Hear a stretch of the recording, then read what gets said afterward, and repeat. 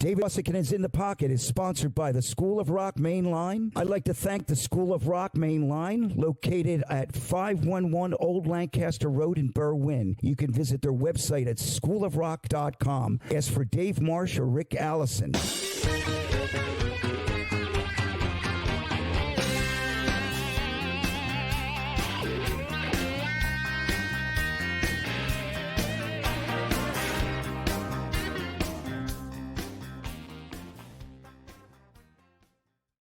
Podcast. This is our first podcast in 2023. We're kicking it off on this little kind of cloudy day here in Philadelphia, but it's almost 60 degrees here. It's kind of wacky weather, but we're digging it, and it's great to be back. I hope everybody had a great new year, and of course, like every podcast, I'm joined by my co-host, Mr. Freddie B. How you doing, Fred? I'm well, and you, sir? Good to see you, brother. Good morning. Good to see you. Good morning to you. And my surprise co-host this week, I hit my buddy Kenny Aronson up, and I said, Kenny, we got a great one this week, and it'd be cool if you can join us. So Kenny Aronson is also co-hosting with us. The man, I think the greatest bass player in the world, right there. We're looking right there, Kenny Aronson. Double A. Yeah. You know, I'm just here. I'm just here to tell Daryl that I'm still working on the backwoods boogie figure, man. It's good exercise, man. Yeah, baby. Yeah, baby. So let me. So before we get started, because I think we're going to be yakking and talking about all this stuff,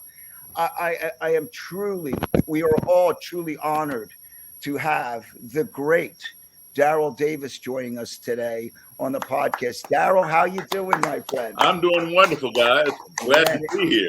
Man, I'm glad to be in 2023. You know what? Right? Exactly. Yeah. That's how we all feel. Do you have a nice New Year?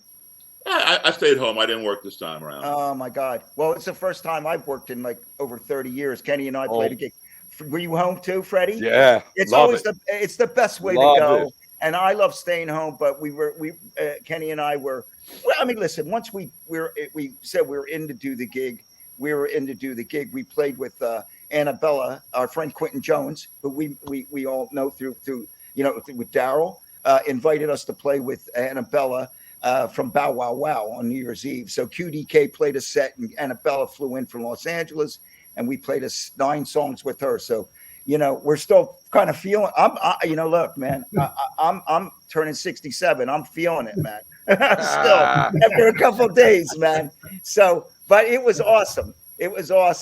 And so, enough about me and New Year's. I want to talk about Daryl Davis because this week I have been engrossed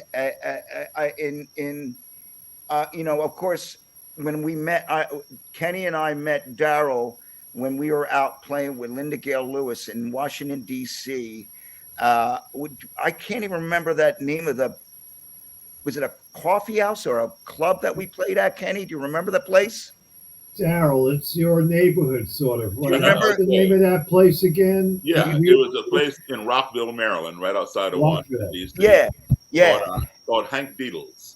It's a famous joint, from what I understand. Right. Well, I mean, it's not worldwide known. It's famous here in Montgomery County. Yeah. Because it's been around for so long. I heard that. Everything else is closed down, reopened as something else.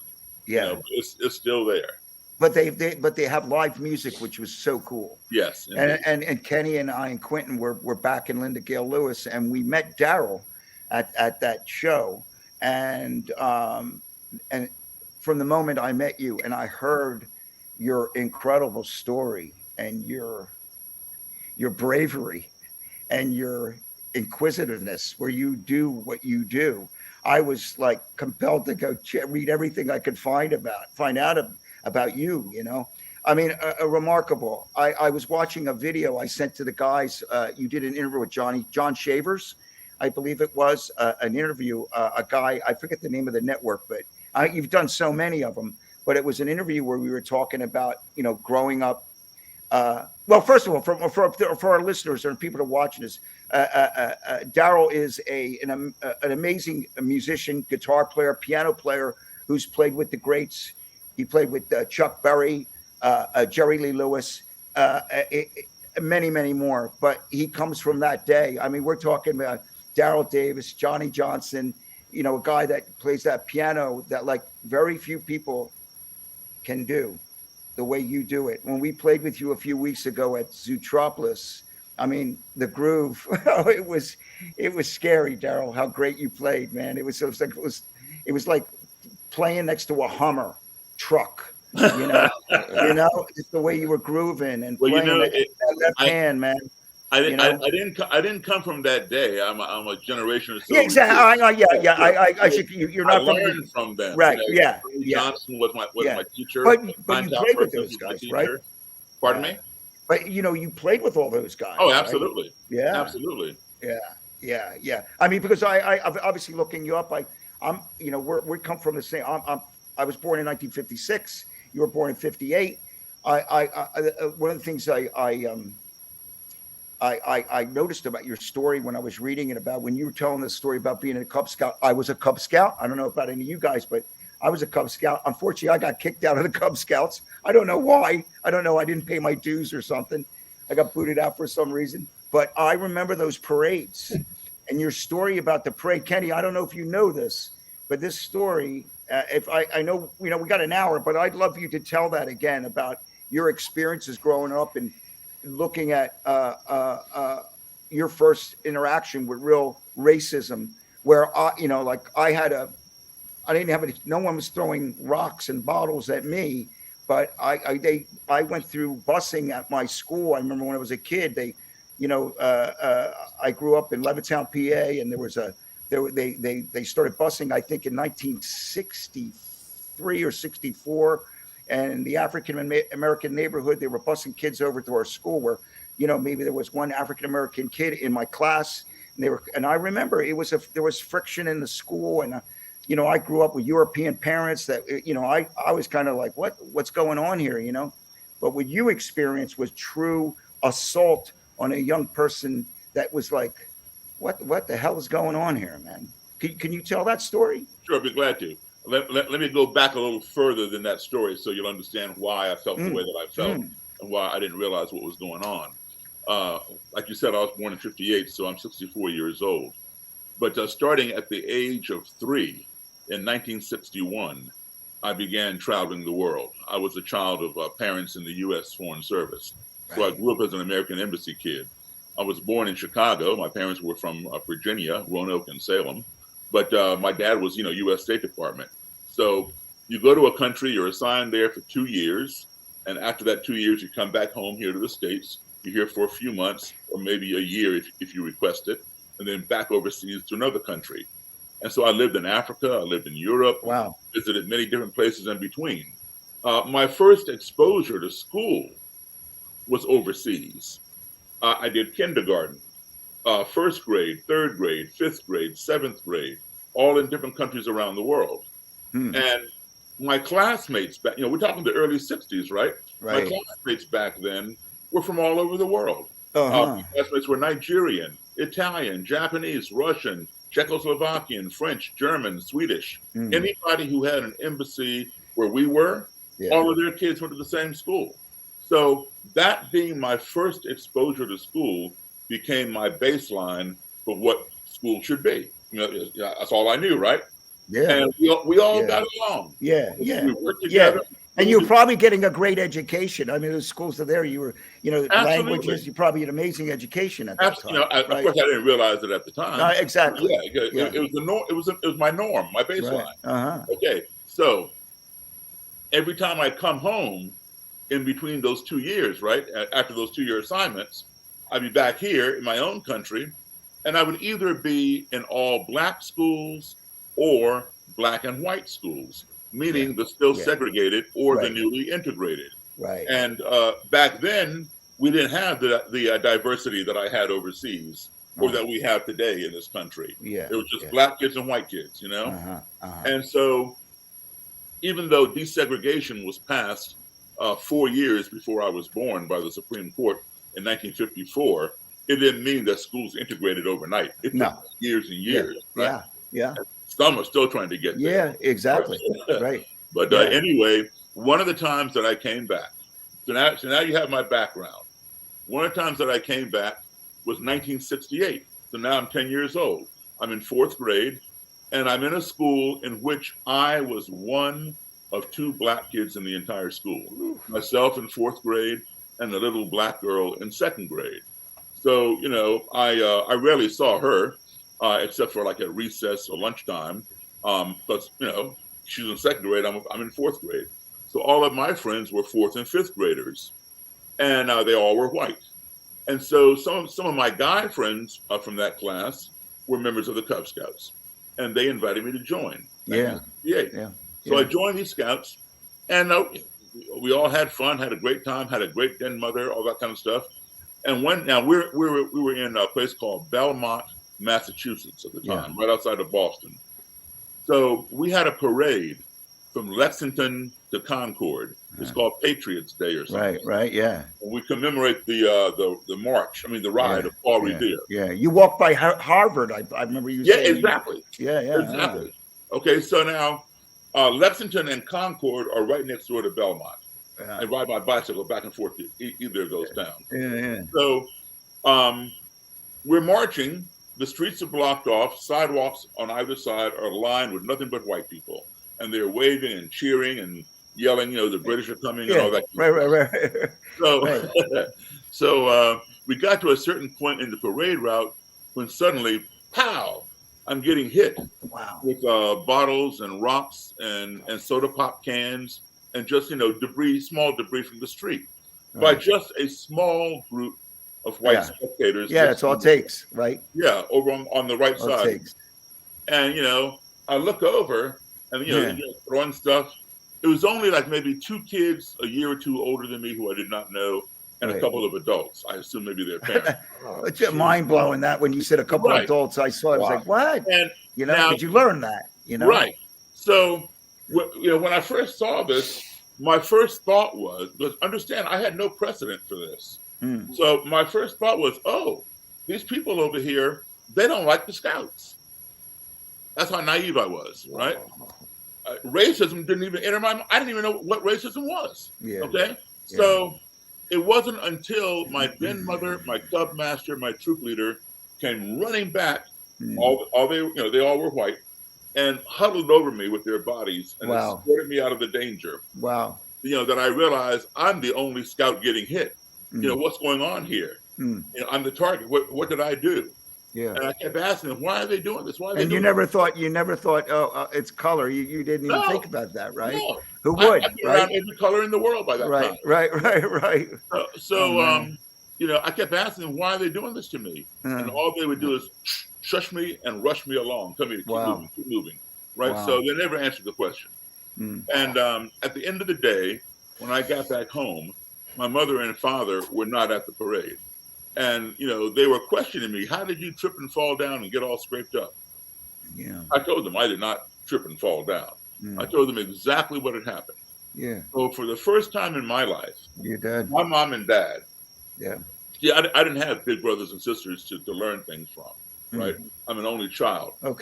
My folks got it right the first time. There you go. They did all right. Hey, man, they did all right. They did all right. So my mom and dad sat me down and explained to me what racism was. And I'm not joking with you guys. They told you didn't know. I had no idea. I didn't even know what racism was. I never even heard the word. It was not in my sphere. And my parents are telling me something. I always trusted my parents to tell me the truth, you know, or give me answers to questions I couldn't figure out. And when they were telling me this, I swear to you, I literally thought they were lying to me. Because it made no sense. My 10-year-old brain. Like, why would they not? Why would someone hate me? My 10-year-old brain could not process the idea that someone who had never spoken to me, never seen me before, knew nothing about me, would want to hurt me for no other reason than this. The color of my skin. It made no sense. And furthermore, to my point, the people doing that to me did not look any different than my friends at school or my fellow Scouts. Or for that matter, my friends overseas, whether they were my fellow Americans at the embassy or my little French or Danish or Swedish or Australian friends. You know, so my parents had to be wrong. It had nothing to do with the color of my skin. Why are you telling me this? Well, guess what? 1968, right? So a lot of things began happening, and I mean, what a time, you know. I mean, on yeah. every level, On every level. And on the every biggest level, you know, Yeah. Dr. King was assassinated. Yeah, Right? yeah. So, you know, I quickly learned that this phenomenon that my parents had told me about was actually true. They had not lied to me. Mm. And that fall, we moved back overseas on another assignment. Mm. So I returned to normalcy, if you will. Yeah. You know? Yeah. But every time I Where did you move to? I'm just curious because where did you move to a place called Conakry, Guinea, on the west coast of Africa. Wow. Yeah. Wow.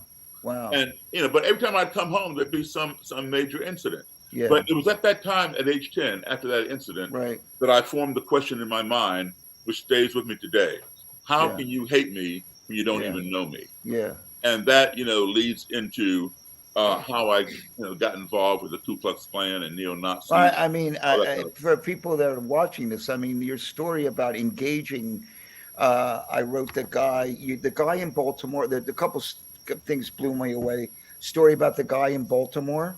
There was a police chief that went to jail or something like that. Robert White, yes. Robert White. That fascinates me. But basically, Daryl would engage members of the KKK and engage them in conversation, befriend them. And in a lot of cases, you've had 200 members, probably more, that have left the KKK, and because they saw another ideology or listened to another person's point of view and understood what they were talking about was completely insane. I mean, for whatever reason, that's fear that kicks in with and it, like you mentioned, the parents with those two kids at the parade. I mean, that's taught. That's something that's learned. I mean, it brings me back. We had one or two African American families that lived in my neighborhood, and I grew up when my parents were from Finland. So my dad came. I remember being on the boat, and he said, he talked to me later on. Like a young kid, telling me about there was like a whites only bathroom, blacks only bathroom, and he thought it was like really, because that wasn't going on. Racism was foreign to him, or I don't know. He thought it was. Well, he didn't like it. Basically, he didn't like it. So, he educated me when it came to that. But I remember my mom telling me where somebody came to her house with a petition not to sell the house to an African American family. Right. You had to sign it. My mother kicked her out, which I was so very proud of my mom. You got to get out of here. But I guess it was those times, But like we've done a. We're at a time right now after what we'd experienced a couple of years ago in Charlottesville, where these groups, they're not as many. They call themselves something different than the KKK. They got different names for these. They're offshoots of that. Yeah, and they hate blacks and they hate Jews and they hate anything that isn't what they are. And it's scary. I mean, it was never something that was. I personally know all the organizers of that Charlottesville event. You do. They all have been right here in my house. Get out. No, I'm serious. So yeah. I've been to some of their homes. I mean, it's amazing. But basically, you've been successful in turning some of these people and having few, because I mean, it's hate, and you carry that stuff around, and that'll eat you up alive. Yes, it will. It amazes me, and it amazes me that you've been. I guess in a lot of ways, it's cathartic for you. That makes you, when you question something like that, you experience with a young person, and it scars you for life. But your way of healing was that you were going to go and find out what is the core root of this problem, and extricate it, man. I wasn't trying to heal my own wounds. I was trying to heal theirs. Exactly. Yeah. Well, I know. You're right. You're right about that. Yeah. Exactly. Well, you helped a lot. It's amazing. Daryl, I have a question. Have you ever done any research with these white supremacist people on tracing their genealogy back to see how much mixed blood might be in them and their. Oh yeah. You Good know, question. because we're Whoa. basically we're a country of mutts. I mean, Right, how right. many people are pure of anything? Right. Right. And they, you know, if Amen. you know, even if they take one of those tests and it shows that, you know, they got some you know, Arabic in them or some African or whatever, or Asian in them, they're gonna deny it. Deny. Yeah. And amazing. So wow. Through all your endeavors, you did. Anyone's watching, you can look up Daryl. He has a TED Talk that's remarkable. The Accidental Courtesy is the documentary film that you've done that's remarkable. Documents what you do. And it seems like it's one of those jobs, it's so full time that it amazes me that you do the other side of your life is you're a brilliant artist, you're a brilliant musician. And you played, I mean, are you playing all the time? Because the way you played a few weeks ago, man, you were I used to play all the time. Now, you know, now I just do the gigs, you know, that I really want to do. You know, when I am honored to be called by you and Kenny and Quentin, you know, I'll come out and do it. It was fun. Well, we got some more stuff. We're thinking about something else for you too. So okay, we hope to do it again. But you know, I would much rather be on stage playing that rock and roll and seeing people look at that photo and dancing to my music than being at a Klan rally watching people in robes and hoods march around a burning cross yelling white power. Were you did you ever feel now your story about where your secretary, I believe her name was Mary, she invited the guy, the grand whatever you call him, over to, and he didn't want to tell him that you were African American. Right. And you show up at this hotel, and he walks in, and the soda story, Kenny, Freddie, he puts Mary buys them Coca-Cola, puts them in a bucket and with a bunch of ice, and you know, here's this guy that comes in. That's going to, you know, his meeting, and Daryl's going to engage him in conversation. But apparently, Daryl was told that the guy will kill him. The guy was like, you know, he's been told, watch out, this guy will kill you. Yeah, I was told by one of his former members. You know, this was the Klan leader, and you know, I wanted to meet him. I wanted to interview him. I wanted to ask him, how can you hate me when you don't even know me? Yeah. Right. And so I was given his information from a former member on the condition that I not tell this guy where I got his personal information. And the guy warned me. He said, "Daryl, do not fool with him. He will kill you." Yeah. And I'm like, well, that's the whole reason I need to see him. Why would he kill me? He doesn't even know me. You know. So basically, I had my secretary Mary, as David mentioned. Now, Mary is white. Well, she's passed on now, but she was white. And I only mentioned that, not that I could care about anybody's skin color, but I gave her the number and asked her to call the guy. Right. Because I figured if I call him, because I'm the one who had the number, he might detect in my voice that I'm black. I'm not talking to you, click. And my whole project would have ended before it ever got started. But I knew that if Mary called him, he would know that the voice on the other end of the line was a white woman. And he would not automatically assume that this white woman is A, working for a black man, and B, working for a black man who's writing a book on the Klan, because they did not exist. My book was the first book written by a black author on the Klan from face-to-face interviews. So I had her call, and I told her, do not tell him that I'm black. But if he asks, don't lie to him, but don't give him reason to ask. Yeah. And then if he agrees to do the interview, obviously he can figure out that I'm black when he sees me, right? And the second reason why I didn't want him to know was because if he knew I was black and he still agreed to do the interview, he would have time to prepare different answers for a black interviewer than he would give a white interviewer. Right. So I wanted it to be spontaneous. Okay, so she called. He agreed to do the interview. He didn't ask what color I was, etc. So Mary and I got a hotel room, not too far from where he is, and we got there several hours early. I gave her some money, sent her down the hall to the vending machine to get some soda pop. And she got it, put it in the ice bucket, filled it with ice, set it on the dresser. Yeah. And we waited. And right on time, right to the minute, there was a knock on the door. Now, the way the room just happens to be, if you guys are standing in the hallway of this motel, looking through the door to my room, you cannot see who's in the room. You have to come into the room, turn to your right, and then go around the corner, and then you'll see who's in the room.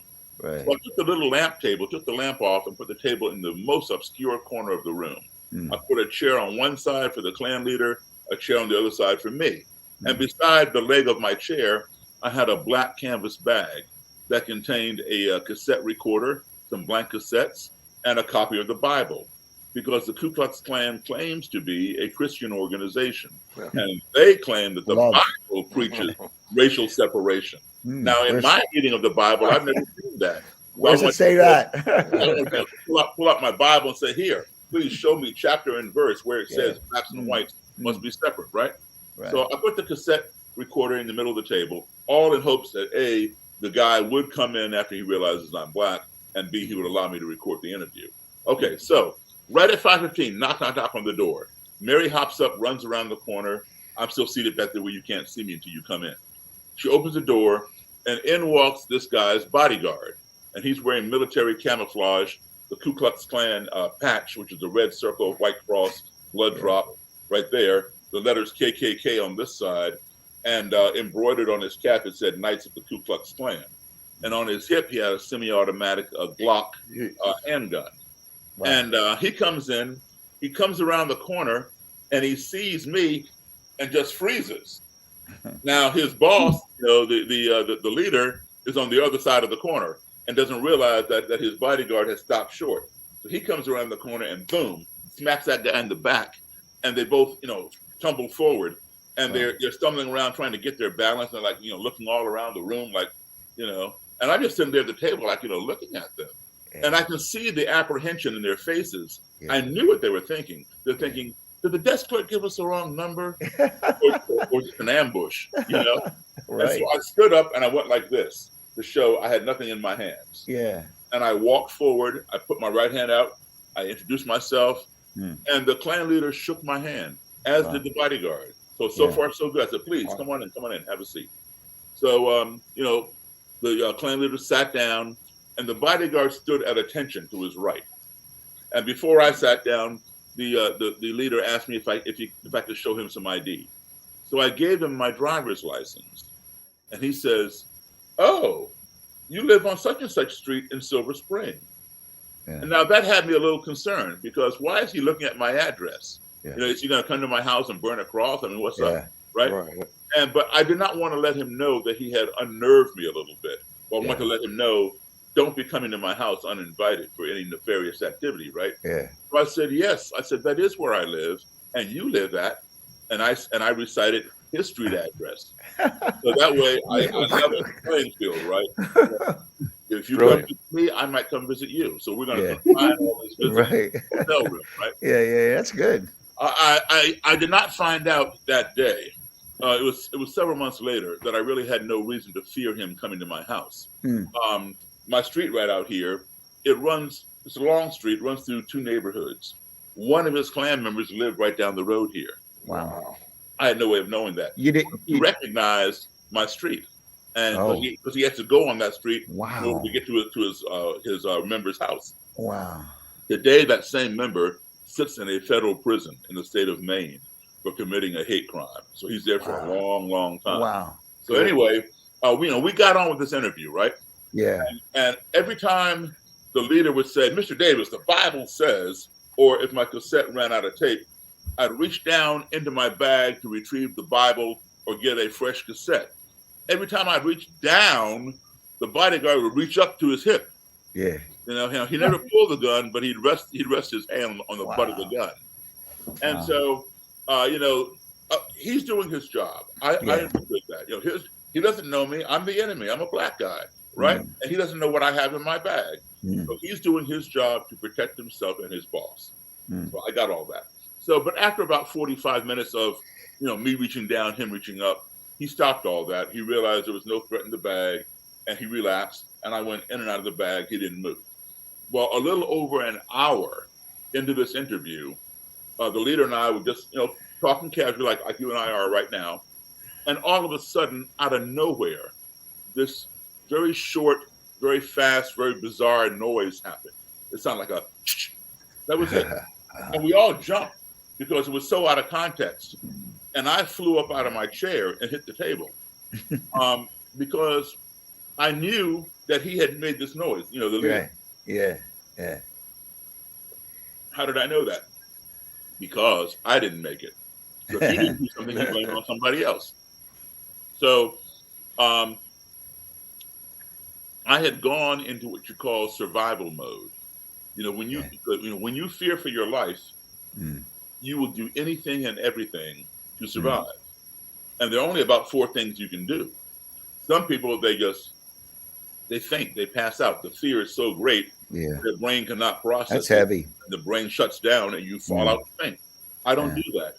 Other people, their muscles will constrict and they'll ball up and start shaking and they can't move because that's called paralysis by fear. You can be punching them, kicking them. They're not even trying to block the blows. They move like that. Right. You ever seen anybody get into a fight and they ball up into a fetal position and they can't move?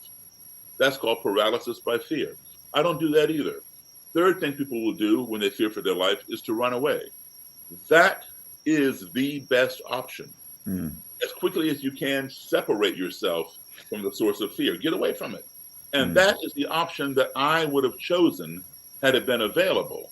But it was not available because you cannot outrun a bullet in a motel room. Okay? I was not armed. My secretary, Mary, was not armed. The only person who I knew for sure who was armed was the bodyguard. I could see his gun on his hip. I did not know if the leader had a gun up under his suit and tie or not. All I knew was, hey, I don't want to die today. So your fourth option, your last option, is to do what is called a preemptive strike. Get them before they get you. And when I flew up out of my chair, hit the table, I was on my way to dive across that table, grab the Klan leader, grab the bodyguard, and slam them down to the ground and take away the bodyguard's gun and immobilize that situation. Okay. Well, when I hit the table, I'm only, a lamp table in a motel room is a very small table. So sure. I'm visualizing it. Yeah. So I'm looking right into the guy's eyes as I'm getting ready to come across that table. And I didn't say a word to him. I knew he could read my eyes. My eyes were saying clearly, what did you do? Well, his eyes had fixated on mine. And I could read his eyes. He didn't say a word either. His eyes were saying to me, what did you just do? The bodyguard got his hand on his gun again, looking at both of us like, what did either one of y'all just do? Right. Mary was sitting to my left on top of the dresser because there were no more chairs in the room. And she realized what had happened. And she began explaining it to us when it happened again. And we all began laughing. The bucket containing the ice and soda pop was sitting to her left on the dresser. The ice had begun melting, and the soda was shifting down the ice. That was it. And you thought it was shot over a melting ice cube. Okay, I mean that's how crazy it was. But this was a lesson. I won't say it was a lesson learned that day. It was a lesson taught that day. The learning would come later. Interesting that it happened too. Yeah, the lesson taught is this. All because some foreign _ circle the word foreign entity of which we were ignorant, that being the bucket of ice cans of soda. I mean, we knew it was over there, but we'd long forgotten about it because we're so engrossed in conversation. All because some foreign entity entered into our little comfort zone of which we were ignorant, we became fearful. Ignorance creates fear, right? If you don't address that fear and keep it in check, that fear in turn will escalate into hatred because we hate the things that frighten us. If you don't keep that hatred in check and address it, it in turn will escalate into violence and destruction. We want to destroy those things that we hate. Why? Because they frighten us. But guess what? At the end of the day, they may have been harmless and we were simply ignorant, which was the case here. Now, so you saw the chain almost unfold to completion. Completion would have been had the bodyguard drawn his gun and shot me or shot Mary or had I bounced across the table and hurt one of them, trying to do my job, which is to protect me and protect my secretary. Do you remember what year that was? Yes, I do. 1991. Wow. Okay, so now you mentioned Charlottesville. Mm. You all saw what happened in Charlottesville. There is an example of that chain going out to completion. Yeah. That happened on August 12th, 2017, Charlottesville. On that day, there was a lot of ignorance in Charlottesville. On August 12th, 2017, there was a lot of fear in Charlottesville. Mm. There was a lot of hatred in Charlottesville that day. And what did it culminate in? It culminated in destruction. When a white supremacist got inside his vehicle, attempted to murder as many counter-protesters as he could, he succeeded in injuring just over 2 dozen and murdering one young lady named Heather Hines. I know. Ignorance breeds fear, fear breeds hatred, hatred breeds destruction. Now, I think, I've been doing this work now for about 40 years in my gigs. And here's what I know and what works for me. We have been addressing these issues ass backwards, top down. All right. The top down approach works when you're dealing with companies, chains of command, departments, things like that. You want to make sure that everybody is straight at the top. Right. And then that will trickle down to the people down below. Like say a police department. Okay, if the brass, the administration of the police department, the chief and everybody, if they're lackadaisical and loose, then their subordinate officers on the street are going to be the same. They're going to be the same thing. Yeah, so you tighten up the top and it trickles down. Sure. Okay, that works for a department, but when you're or a corporation, when you're dealing with something like this, it has to be bottom up. So what I say is this: forget about the destruction. What's been destroyed is not coming back. No. Forget about the hatred. Okay, the destruction and the hatred are byproducts of the nucleus. They're byproducts of the source. Okay, forget about the fear. That's another symptom, another byproduct. The source of all this, the nucleus, is the ignorance. Yeah. If you cure the ignorance, then there's nothing to fear. Mm. We fear what we're ignorant of.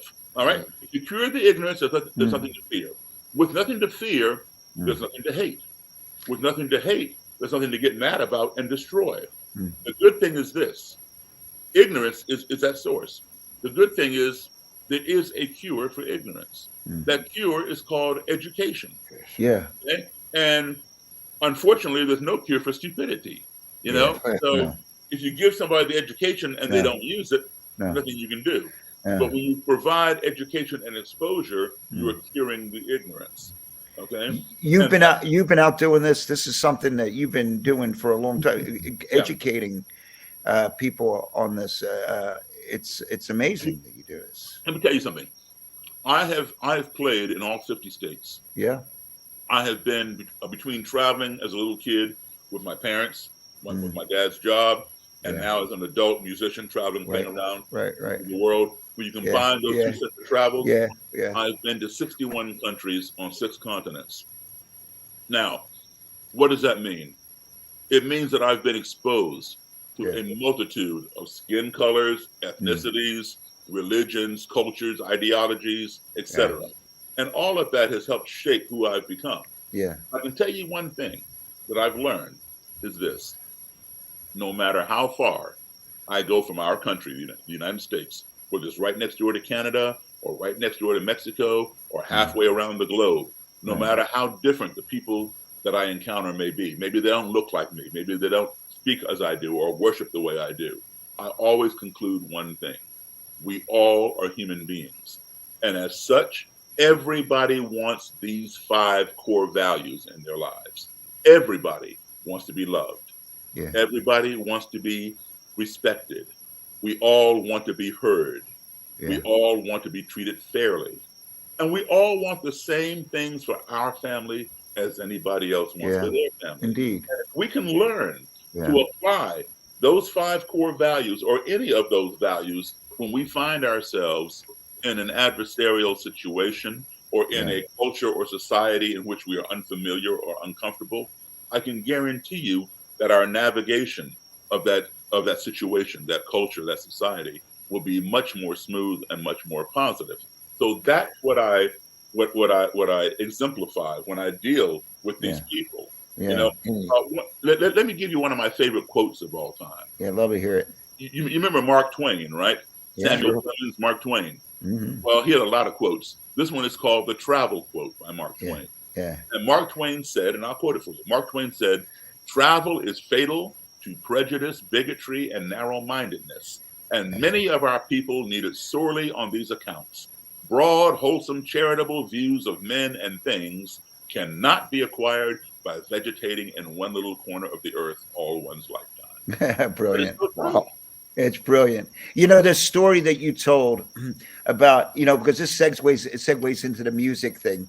I one other thing I found on the internet, we were talking about a guy, you sat in with a band, and the band played at this place a number of times, but they never had, you know, you were playing piano with them, and the guy couldn't believe, you know, which I think Jerry Lee Lewis thing. Yeah, well, you were playing. He said couldn't believe that because I never seen basically a black man play piano like he played piano, like Jerry Lee Lewis, and which well, what happened? We were playing with you. It's kind of like what, but that story's amazing.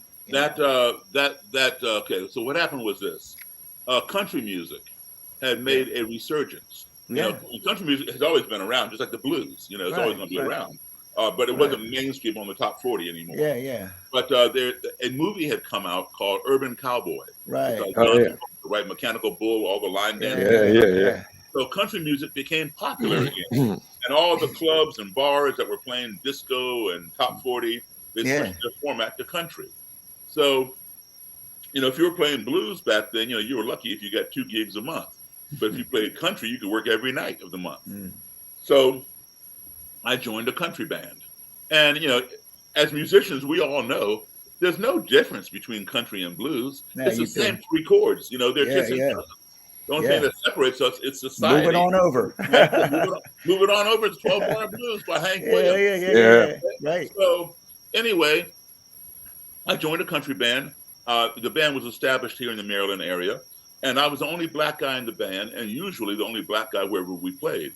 Now, they had played a place up in a town called Frederick, Maryland, about an hour and 20 minutes outside of Washington, D.C.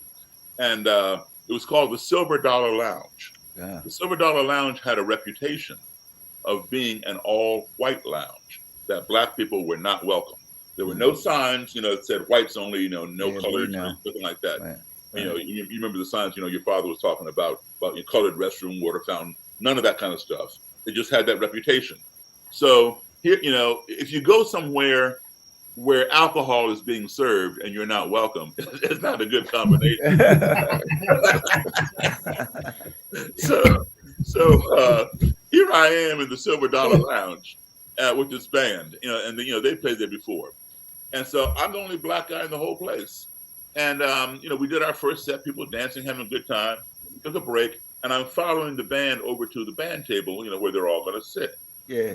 And I feel somebody from behind put their arm around my shoulder. I don't know anybody in here, right? Yeah, I can see it. Yeah, I see the whole band in front of me walking that way, and I don't know anybody in here, so I'm like, you know, turning around like, you know, who the hell's touching me? Right. And this white guy, and he's probably 15, 18 years older than me, big smile on his face. And he says, "Man, I sure love your all's music." I said, "Thank you." I shook his hand. I appreciate that. And he points at the stage and he says, "I've seen this here band before, but I ain't never seen you before. Where'd you come from?" And I explained, well, yeah, he's probably seen them because they told me they played here. But this is my first time. I just joined this band a couple months ago. So, "Man, I sure love your piano playing. This is the first time I ever heard a black man play piano like Jerry Lee Lewis." And so I was not offended, but I was rather surprised, given the fact that he's at least a decade and a half older than me. Right. He did not know the black origin of Jerry Lee Lewis's piano style. Yeah, right. I explained to him that Jerry Lee got it from the same place I did, from black, blues, and boogie woogie piano players. Oh, no.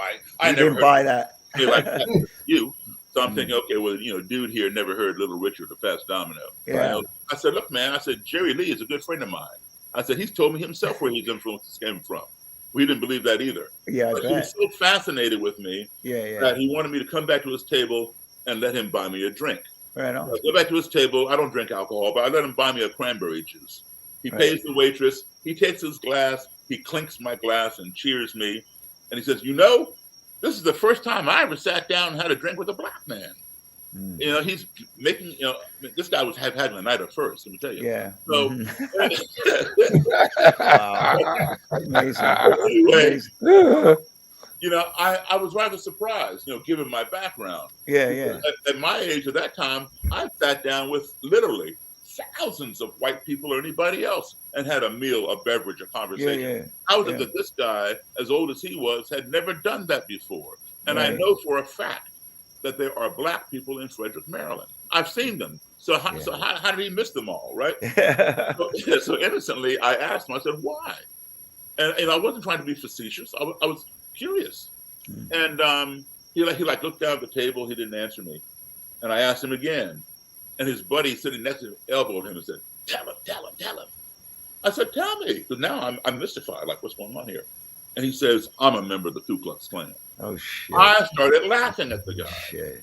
Because now I think he's jerking me around. Yeah. Why would a Klansman put his arm around my shoulder, praise my ability, want to buy me a drink and hang out? Yeah. It doesn't work that way, right? No. So I'm laughing, thinking he's pulling a joke on me. He goes in his pocket, pulls out his wallet, hands me his Klan membership card. Whoa. I recognize that red circle, white cross, blood drop. I go, whoa, this thing is for real. So I stopped laughing because it wasn't funny anymore, right? No. No. And but we talked, had a good time. We talked about the Klan, talked about some other things. Right. And he gave me his phone number and wanted me to call him whenever I was to return to the Silver Dollar Lounge because he wanted to tell his friends, the ones with the pointed hats and robes. Yeah. Tell his friends, about, as he put it, the black guy who plays like Jerry Lee. Now, I'm not sure if he called me a black guy to his friends or not. Yeah. But that's how he explained it to me, right? So he wanted to bring them to see. I was a novelty for him. So I would call him every 6 weeks and say, hey, man, I call him on a Wednesday or Thursday and say, hey, man, I'm playing down at the Silver Dollar. You'd call him, yeah. He'd come Friday and Saturday. He'd come bring see. Klans women and Klans men. They come in street clothes, not robes and hoods. Right. But they would gather around near the stage and watch me play. And then they'd get out on the dance floor and dance. Yeah. And then on the breaks, I'd make my way over to his table, thank him for coming, say hello. Some of the Klan were curious about me. They wanted to meet me and talk to me. And so they hung there. But two of them, every time I walked over towards the table, they'd get up and move to the other side of the room. Wow. So the implication was, we don't want to touch you. We don't want to shake your hand. We don't want to talk to you. We just want to look at you. Okay, fine. So move on. Like you're like some sort of Martian or something. It's bizarre. Yeah, exactly. Because, that's so bizarre. They don't scrutinize people outside of their little bubble. Yeah. So anyway, he was the guy that gave me the information for the leader. Oh, he's the guy that Yeah, and that happened a couple years later. Yeah. But by that time he was out of the Klan. Okay. Because there were a bunch of them. He was fearful. He was fearful for my safety. Oh, so was that the first guy that you kind of turned? Well, the first Klansman that I encountered, I beat him up actually. Wow. Yeah. That's a whole different story. Hey, listen, I wouldn't want to mess with you, Daryl. Those hands, man. Those hands move with grace, but I look at them, they're like mitts. He probably had a bad day, that dude. But, I left that band at the end of that year. And so I lost track of my Klan, connections. Yeah. And then a few years later, it dawned on me, Daryl, you blew it. The answer to your question that has been plaguing you since the age of 10, it fell right into your lap. You didn't even realize it. Yeah. Who better to ask that question of than someone who would go so far as to join an organization that has over 100-year history of practicing hating people who don't look like them or who don't believe as they believe. Get back in contact with that Klansman. Wow. Get him to hook you up with the leader. But not everybody would do that, Daryl. I mean, that's really remarkable to me that you would go that far to do that. I mean, it's you serve such a what a service you did for everyone. I'm not talking African American, everyone. I mean, to do that, that's such bravery. I mean, it just blows my mind that you would do that. You call it bravery, I do. For me, I would call it. Truly, I'm not exaggerating or trying to be humble or whatever. For me, it was more curiosity. Yeah, I know you say that a lot. But I'll tell you why though, because I'll say this, and maybe it'll make sense, maybe it won't. Yeah. Because I've been exposed to so many different cultures as a kid, all around the world, I just considered white supremacy just another culture. Yeah. And I treat all cultures alike. Now, I will say this, perhaps, maybe, if I never did all that traveling and I grew up here in my own country the whole time, maybe I wouldn't be doing this work today. Maybe I'd be trying to stay as far away from those people as I could. Yeah. But I truly think it was my exposure to different kinds of people that enabled me to not feel out of place and to be curious that way. Exactly. Yeah. I since look, your story and these stories are so amazing. I got you sent us some music, and I want to play a little bit of something so people can understand what this guy heard the way you're playing. You sent us 4 tracks. You said, let's go make let's go. What was that? Leave Me Alone. How about the boogie? I want to play one of the tracks that you sent me. Whatever you want. How about is Leave Me Alone a good boogie woogie track, or how about Leave Me Alone is a good blues shuffle. Okay, or let me boogie with you, boogie woogie. How about that one? You want to put that guy on there? Either one. Let's try yeah. Here we go. Cool.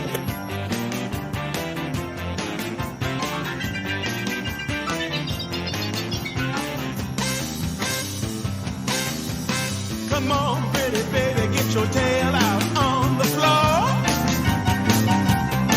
I'm gonna wrap my arms around you and rock you till your body is sore. Let me boogie with your woogie all night long, rocking your roll. Make love to you, baby, right out here on the floor. I've been wanting to dance with a girl, honey, just like you. Are you the kind of girl who let me dance like I do? And let me boogie with your woogie all night long, rocking your roll. Make love to you, baby, right out here on the floor. That's it.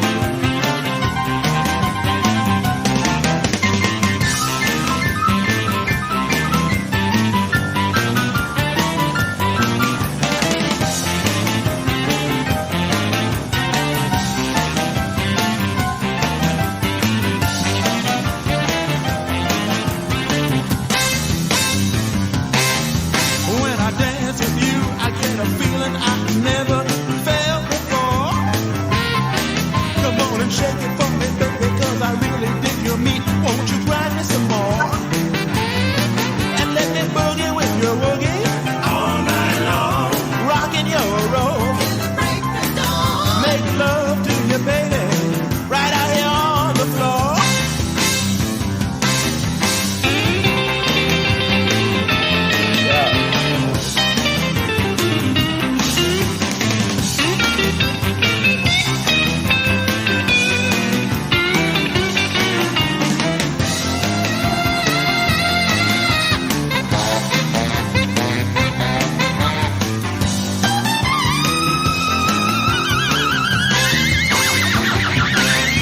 Let me boogie with your woogie all Man. night long, rocking your roll. Make love to you, baby, Listen, man. right out here on the floor. I thought that sax player's head was going to explode. That's Ron Holloway. Damn. Oh wow! I know. Yeah, I mean, you're playing. I mean, it sounds great, but Yeah, man. So, did you ever play with? You were friends with Jerry Lee Lewis. Yes. Did you ever do any gigs with him? Did you ever? Yeah. Gigs? I was on a lot of shows with him because I worked with Chuck Berry. Yeah. And so sometimes it'd be a rock and roll revival package. It'd be Yeah. Chuck Berry, Jerry Lee, Little Yeah. Richard, or Chubby Checker, whoever. But one time, I've known Jerry Lee since I was a teenager. But Wow. one time we were doing a gig, and Jerry Lee was there solo. And he doesn't like playing solo for audiences. He does it, on his own by himself. But he didn't have his band, and I was backing up Sam Moore from Sam and Red. All right. Yeah. And so I said, I went over to Jerry's dressing room, and he was all bent out of shape because he didn't have his band. And I said, well, Jerry, do you want to use my band? He goes, could I? I said, sure. So my band backed him up. Wow. Yeah. Man, your band must have been cooking because Jerry needs that. I had a buddy of mine in Memphis that played drums with Jerry for a while, and he said you had to be driving that shit. That's right. That's right. Yeah. You had to be driving that shit. Yeah. It's Freddie. I had a moment with Daryl. We did. My friend Tangray Hayward came up and sat Oh, in. Tanger. Yeah, Sure, sure. we did further on up the road. Nice. And I started playing it like the last waltz kind of version, like the double shuffle. Right. And Daryl looks at me and goes, "Give the three-legged dog thing." He goes, "He does." I knew right away. He goes, "Kadunk, kadunk," and I gave me just one look. Lame Do dog. that thing. Yeah. Kadunk, kadunk. Yeah, And it was like, oh my God, he's like the master, man. Nice. Doing that. Like, and one of the greatest moments of that night for me was when he educates the audience on boogie woogie piano and the way you play, and it's so entertaining. I mean, I wanted to almost get off my drums and move in front and watch you do it because it was phenomenal. It was so much fun, man. It's so great, man. I mean, DJ Fontana's done that feel with Elvis as well. Yeah, man. Absolutely. I worked with DJ Fontana and the Jordanaires a few times. Oh man, get out! Really? Yeah. Wow. I met him once. He was a sweetheart. Yeah. Yeah, I met him one time. He was very nice. Oh, Yeah. Very Scotty. nice. sweetheart. Wow. I never got to meet Scotty. I always liked Scotty. I never got to meet him, but I played a few times with James Burton, who was Oh wow. later on. Yeah. I mean, the legends of rock and roll, man. Yeah, these yeah. guys. Well, Jerry Lee was pretty much the last man standing. Yeah. He just passed away a couple months ago. We- All the solo performers like Chuck Berry, Elvis Presley, Buddy Holly, Jerry Lee, Little Carl Richard. Perkins, Little Richard, Oh Diddley, Yeah. Pat Domino. They're all gone now. Diddley. Yeah. Yeah. You're I think, just Dwayne Eddy was around back then. Oh right. Right. But I mean, he wasn't like a singing pioneer or whatever. Right. that was the one really nice thing about us hanging out with Linda Gale. We doing those shows with Linda Gale, because Linda Gale would tell us these stories about Jerry, and I'll tell you what, I was kind of blown away by Linda Gale, because she'd be walking up with her purse, she'd sit behind the piano, moving kind of slow, and all of a sudden her leg would go up on the piano and she'd be playing the piano. Yeah, I was like, whoa, man! Like, rock and roll. Let me tell you something. Amazing. As musicians, that, and for the audience who may not know, we talk about Linda Gale and Jerry Lee. Linda Gale Lewis is Jerry Lee's sister. Yeah, and they have an identical way of playing the piano. They do. It must be in the water in Fairday, Louisiana. That's where they're from. Yeah. Because Jerry Lee's first cousin, two first cousins, Mickey Gilly, Swagger, Jimmy Lee Swaggart. Yeah. They all play that similar boogie style of piano, man. Right. Wow. Yeah. So and Linda Gale is fantastic. But you see people like that, even Pine Top Perkins or Johnny. Yeah, I met him once. I wanted to tell you about meeting him. Lovely man. Up to the piano real slow, and you're like, oh my God, what's going to happen here? Yeah. And boy, when they sit down, man, it's a whole different story. They're in another zone. Right. Whoa. Yeah. It's all of a sudden like they're not. Yeah, they're in a different place. It blew me away about her. I met Pine Top Perkins at South by Southwest about 15 years ago. I met him. He was in this little, and it was weird. He was there doing something for South by Southwest, but he went to this little bar where he could play. He just wanted to go play his piano. That's right. Exactly. Man. Because listen, you don't stop playing music because you get old. You get old because you stop playing music. Yeah, I like that, man. It's true. True. I tell you, He died at the age of 97, still playing, man. I was a pallbearer at Pine Top's funeral. Wow. Wow. Are you got any gigs coming up soon? Do you have any stuff coming up that you're playing? Yeah, I'm playing the legendary Rhythm and Blues Cruise. Oh, right on. In a couple of weeks. This one is going to the South Caribbean. Oh, sweet. How long are you on that? A couple of 1 week. Oh, nice. Well, that's a nice getaway for you, man. You're playing. Yeah, that's awesome, my man. buddies. Yeah. I mean, that sounds great. You know, when you mentioned there's a session, I'll get a hold of you on the backside here because I got something I'd love you to do. Okay. That Kenny and I were involved with that Kenny mentioned. You know, you got to get Daryl up here to play on this thing. So we'll figure it out. You know, all right. Because you're down in D.C., which is what is that? About a 4 or 5 hour drive for you, something like that. You know. Where is it? We're in Philadelphia. Oh, Philadelphia's only about 2.5 hours. Oh, okay. All right. Okay. We'll figure it out. But listen, man, I at the time went by so fast. You were just a joy to listen to, man. It was unbelievable. And I hope maybe some other time you come back and we'll see you again. But man, well, we will call this part 1, and we'll definitely do part 2. There you go. Yeah, man. Well, listen, man. Thank you so much, Daryl. Thank you. I really appreciate it. It was a real honor for all of us, man. Great. Yeah. Thank you, man. Thank you. Totally. Thank you. Yeah, man. Freddie, Yeah. Kenny, thank you, bros. Thanks for joining me. It's always a gas. Pleasure. I really did get kicked out of Cub Scouts. They just kind of said maybe you should try another group. Well, when you go off the air, I'll tell you why you got kicked out of Cub Scouts.